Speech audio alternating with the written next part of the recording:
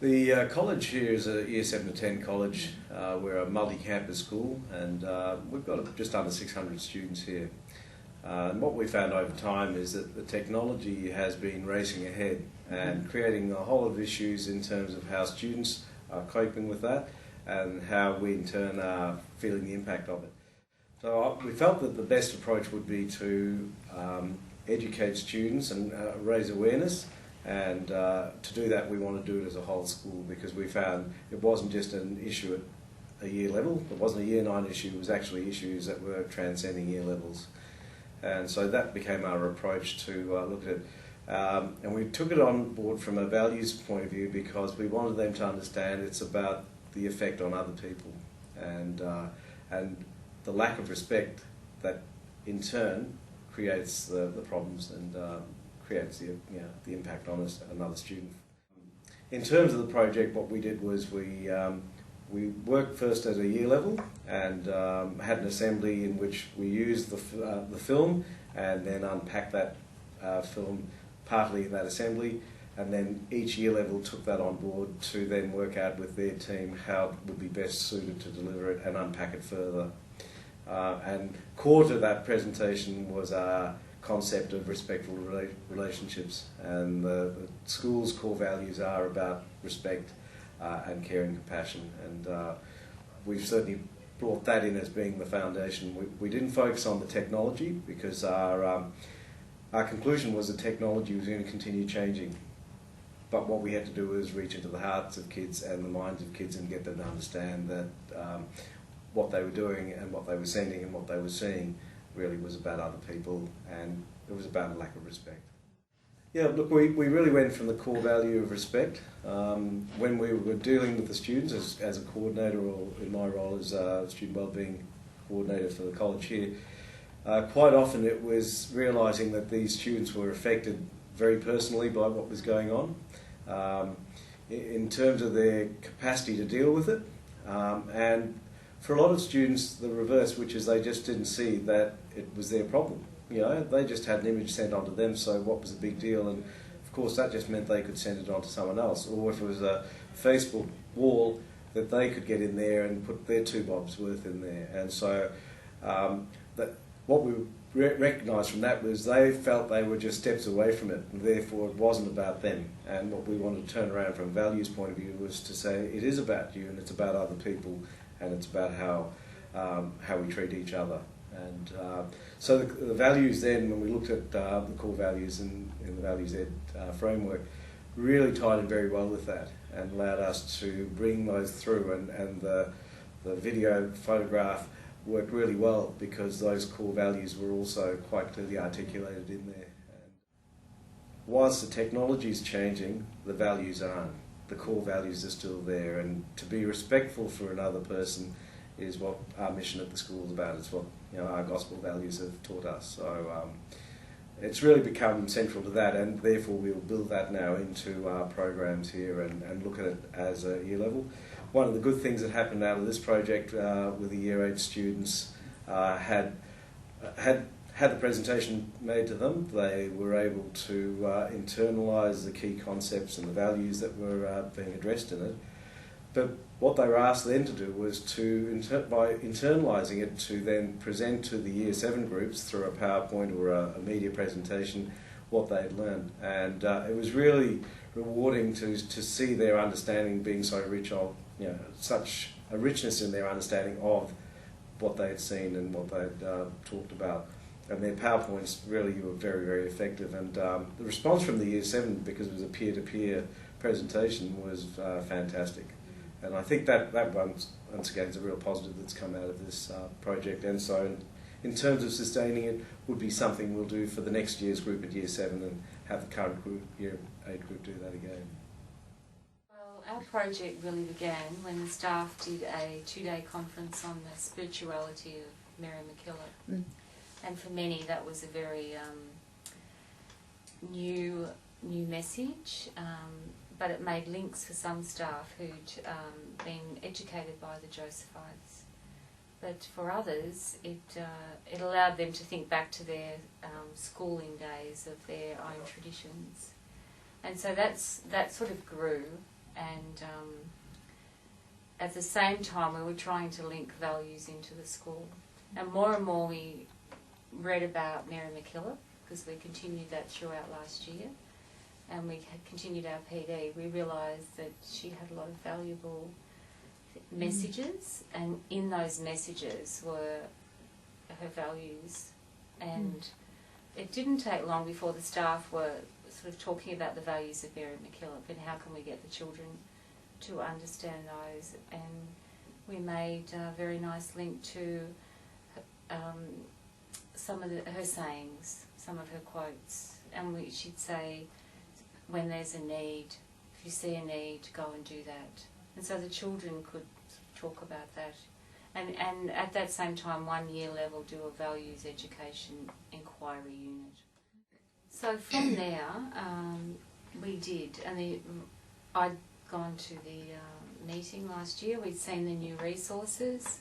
A few things were happening at the same time. We'd seen the resources, more about Mary MacKillop, and a little idea grew, and we were to then make an Indigenous link within the school.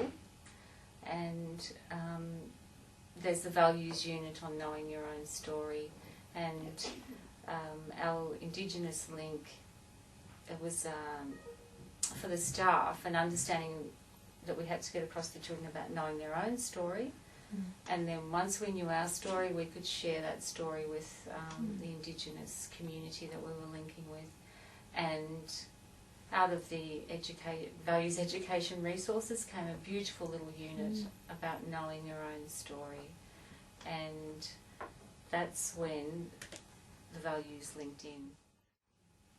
It became grade 2, grade 3 and grade 6, because we were the key people in that Indigenous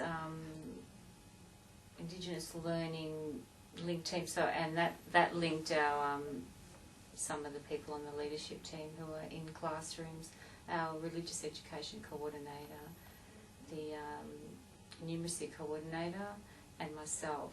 And so we began our little our units of work in preparing our students for the Indigenous visit, Indigenous students visit.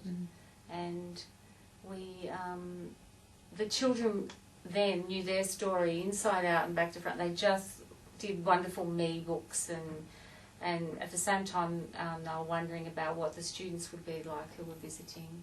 So they became proficient at knowing their story, and we then, that was sort of the teaching and learning units. What we've tried to do is create across the school social emotional units for our behaviour management. We've got our values education, we've got our drug education, and it's targeted at particular year levels. So grade 3s do a big values education unit, grade 5 do a drug ed unit, and within that they link in the social emotional learning. And each year level has taken, back to Mary MacKillop, has taken a saying of Mary MacKillop's and linked that in, and it became one saying for the year. That's all we were asking teachers to do. They then have, depending on what they were doing in RE, they've taken, if it was reconciliation time or confirmation, teachers have sort of taken another quote from Mary MacKillop, fleshed that out a bit and looked at the value, which links very nicely with the government values, and we come full circle back to Mary MacKillop. And I think teachers really like the simplicity of our overview, values education, social emotional learning, drug education, and linking in their inquiry units.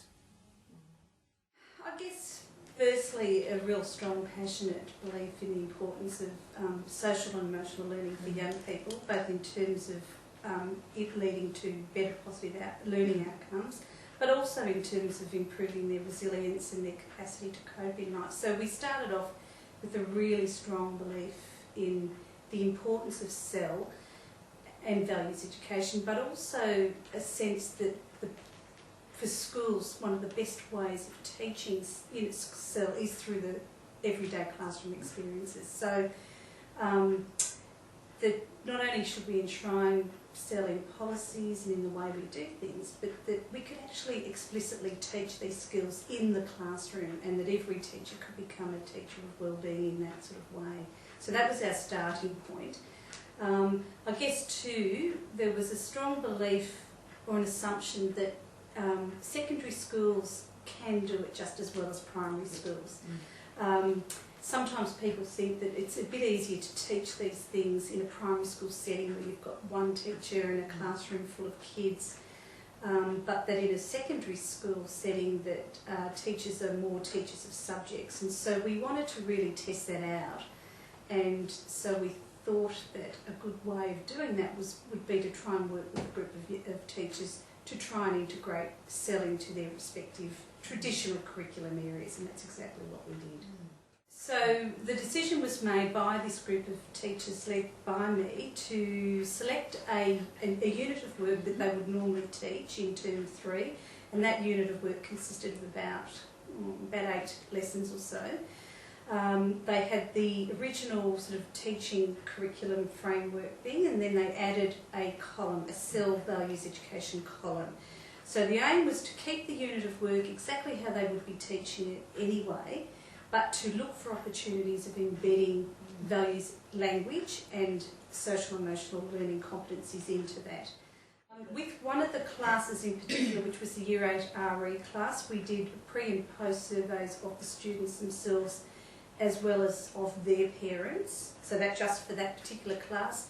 With the other classes, we did a survey of the teachers at the end of the program, where we were asking them, for instance, to comment on their knowledge of values education and CEL prior to starting the project and at the completion of it, what they found challenging, what were some of the positive benefits that came out of it, and whether it would impact the experience of being involved in this project would impact their future teaching.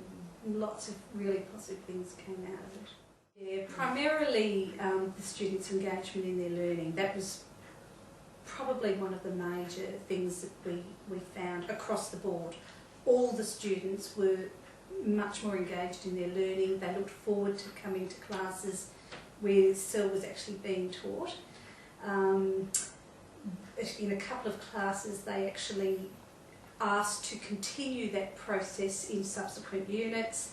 Through their reflective journals, each of the students kept a reflective journal. There were lots of really positive outcomes revealing or demonstrating that they were actually much more engaged in their learning in these lessons.